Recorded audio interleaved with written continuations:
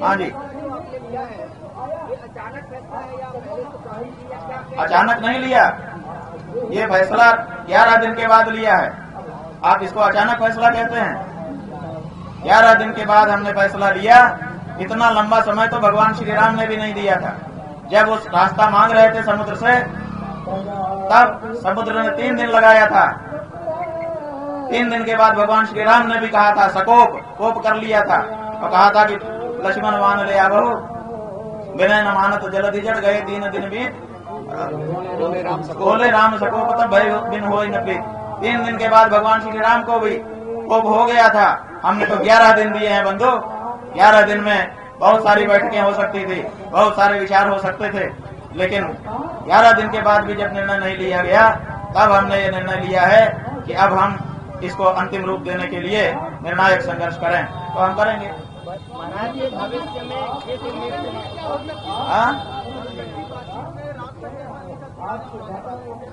बात यह है कि हम जाने वाले हैं कि नहीं जाने वाले। हमने कहा था हम निर्णय करेंगे, हमने किया। इसमें दूसरा कोई क्या बता सकता है? प्रशासन और सरकार ने जो प्रस्ताव भेजा, आप बताइए, वो हमको सुविधा दे रहे हैं कि आपको हम पालकी में ले जाके ना लाएंगे। क्यों ले जाओगे? जब हम पालकी में तुम्हारी तरफ से जाना गलत था तो क्यों ले जाओगे? और दूसरे, हम आगे के लिए चारों शंकराचार्यों की एसओपी बनाते हैं। तो जब तुम ये बना सकते थे तो तुमने पहले क्यों नहीं किया? और जो मारपीट किया है, जो अपमान किया है, उसके बारे में एक शब्द नहीं। इसका मतलब कि मारपीट करवा के बच्चों का हम माहौल बनाएं और अपनी सुविधा ले लें। ये हमारी अंतरात्मा पर कितनी बड़ी चोट पहुंचा रहे हैं अपने प्रस्ताव से। क्या इस प्रस्ताव को कोई भी चेतनावान व्यक्ति स्वीकार कर सकता था? इसीलिए हमको लगा कि अब देर नहीं करना चाहिए, तत्काल यहाँ से निकलना चाहिए, क्योंकि ये लोग हमको लोभ लालच दे करके हमारी जो टेक है, जो हमारे मन में पीड़ा है कि सनातन धर्मियों को मारा पीटा गया, उससे विरत करना चाहते हैं। ये अभी भी उसी टैक्टिस पर है कि आपको हम ये सुविधा देते हैं, ये सुविधा देते हैं, आपका ये सम्मान करेंगे, आप मान जाइए। अरे, जो आपने पाप किया है उसका क्या होगा? तो इसीलिए हमने कहा था कि हम 1 दिन पहले बताएंगे। बिल्कुल, आप इस दृष्टि से अगर कह रहे हैं तो ठीक है, लेकिन हमको लगा कि अब यहाँ पर रहना ठीक नहीं है। इनकी नीयत अभी भी पछतावे की नहीं है, इनकी नीयत अभी भी अपने अपराध को स्वीकार करने की नहीं है। अभी भी ये अपनी अकड़ पे ही रहना चाहते हैं, केवल सरकारी रेवड़ी बांट करके ये हमको अपने जाल में फंसाना चाहते हैं। और इसीलिए हमने निर्णय लिया कि अब हम यहाँ से निकल जाएं। इसलिए अब यहाँ पर हमारा प्रस्थान सुनिश्चित किया।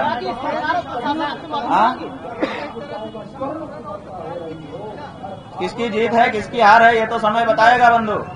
किसकी जीत है और किसकी हार है, ये सनातन धर्मी जनता है। अभी इसको अपना निर्णय लेना बाकी है। इसलिए उस निर्णय के पहले हार जीत की घोषणा मत करिए। हार जीत की घोषणा होगी, सनातनी जब निर्णय लेगा तब घोषणा होगी कि कौन हारा कौन जीता। सरकार आपसे माफी नहीं मांगी, प्रशासन माफी नहीं मांगा? कहाँ मांगा? वो तो हमको रेवड़ी देना चाहता है, सहूलियत देना चाहता है और मामले को ठीक करना चाहता है। आखिरी सवाल है, जो अपराध किया है उसके बारे में चर्चा नहीं करना चाहता है। आप कितना मन दुखी है बिना स्नान करके आप मांग में जा रहे हैं? जीवन का सबसे बड़ा दुख यही अभी तक हुआ है। इसके पहले बहुत सारे दुख हुए, लेकिन सब दुख छोटे हो गए। ये जो प्रयाग की धरती पर दुख मिला उत्तर प्रदेश की सरकार के द्वारा और सीधे आदित्य योगीनाथ, क्या नाम है, योगी आदित्यनाथ के द्वारा, ये सबसे बड़ा दुख सनातन धर्मियों को हो गया। अब इस दुख की भरपाई पता नहीं कौन नेता आएगा और कौन सी पार्टी आएगी वो करेगी, ये तो समय ही बताएगा। युवा सनातनियों के लिए आदेश है कि जिसने आपके सनातनी प्रतीकों का अपमान किया उसको उसकी औकात दिखा दो। यही हमारा साफ कहना है। बहुत साफ शब्दों में कह रहे हैं, ज्यादा हम अपने शब्दों में मिश्री और चीनी नहीं लगा रहे हैं।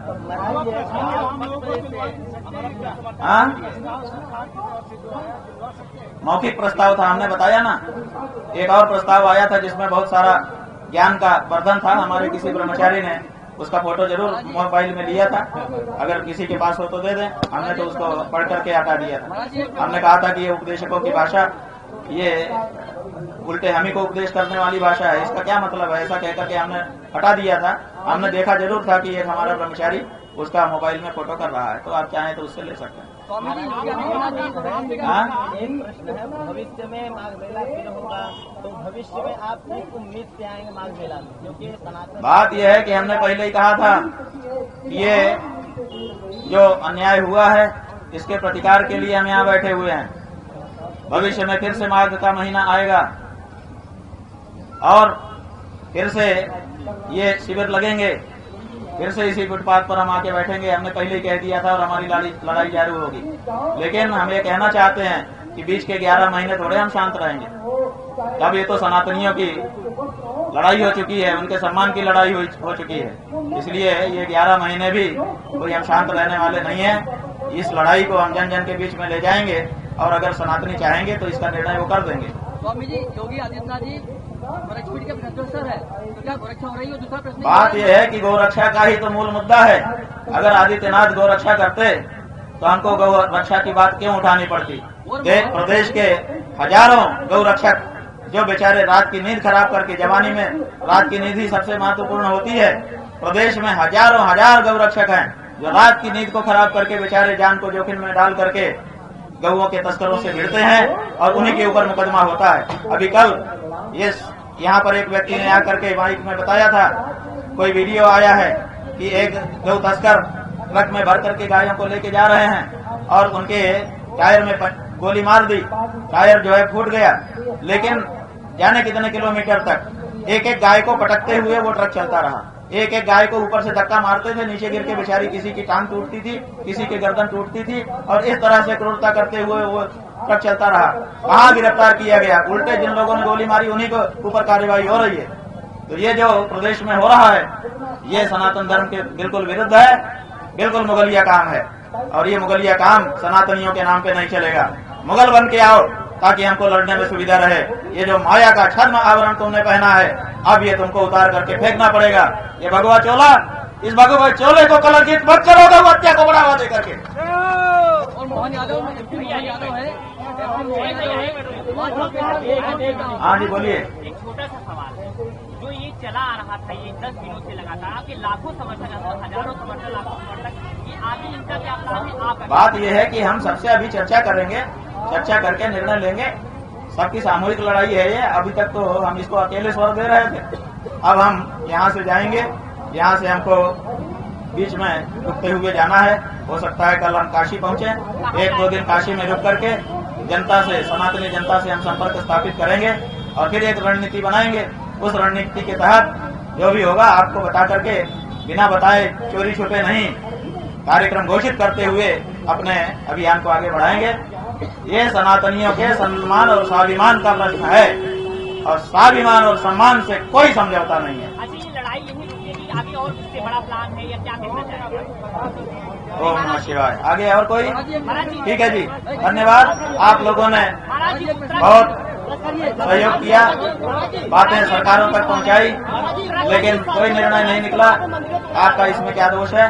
सबको बीच में जिन जिन लोगों ने भी देश से विदेश से हमारे समर्थन के लिए आवाज उठाई, बहुत सारे लोगों ने त्याग पत्र दिया, पार्टियों से दिया, नौकरियों से दिया, उन सब के लिए जिन्होंने एक शब्द भी समर्थन में उठाया, सच्चा सनातनी मानते हुए उनको सबको खूब खूब आशीर्वाद दे रहे हैं। और सारी सनातनी धर्मी जनता से निकल करके आइए। ये सनातन का स्वाभिमान है, ये सनातन का सम्मान है और इससे कोई समझौता न तो पहले पूर्व में कभी हुआ है और न अभी होना चाहिए और न आगे किया जाएगा। और